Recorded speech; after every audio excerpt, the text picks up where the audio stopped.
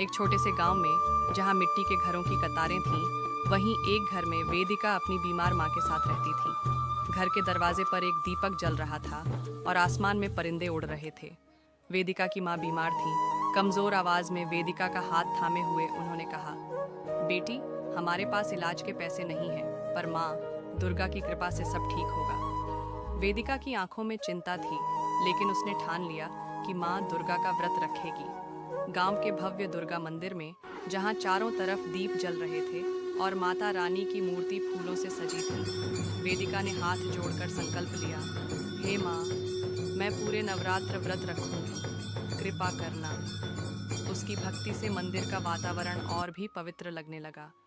तपती धूप में भी वेदिका व्रत के नियमों का पालन कर रही थी। वह जंगल में एक पत्थर पर बैठकर ध्यान कर रही थी। उसके सामने एक छोटा दीपक जल रहा था और हल्की धूप पेड़ों के बीच से झन कर आ रही थी।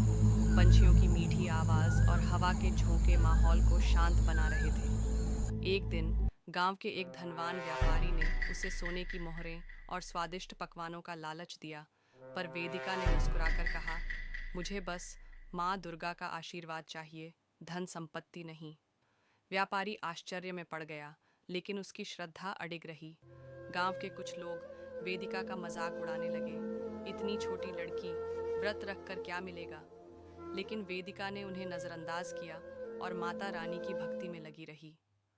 नवरात्रि के अंतिम दिन गांव के आंगन में 9 कन्याएं बैठी थीं। उनके सामने केले के पत्तों पर स्वादिष्ट प्रसाद रखा गया था। वेदिका भी श्रद्धा से कन्या पूजन कर रही थी। उसके चेहरे पर संतोष की चमक थी। जैसे ही वेदिका ने आंखें बंद कर माता का ध्यान किया, मंदिर में मां दुर्गा की दिव्य छवि प्रकट हुई। सुनहरी आभा के बीच माता मुस्कुरा रही थी, जैसे वेदिका को आशीर्वाद दे रही हो। वेदिका की आंखों में श्रद्धा और खुशी के आंसू छलक पड़े। मां दुर्गा की कृपा से वेदिका की मां स्वस्थ हो गई और गांव वाले भी उसकी भक्ति से प्रभावित होकर उसका सम्मान करने लगे। अब वेदिका पहले से ज्यादा आत्मविश्वास से भरी थी और उसका जीवन पहले से बेहतर हो गया था। गांव के दुर्गा मंदिर में भक्तों की भीड़ थी। चारों ओर भजन गूंज रहे थे और हवा में फूलों की खुशबू फैली थी। वेदिका ने हाथ जोड़कर माता को प्रणाम किया और मंदिर की घंटियां गूंज उठीं, मानो स्वयं देवी माँ उसका धन्यवाद कर रही हों।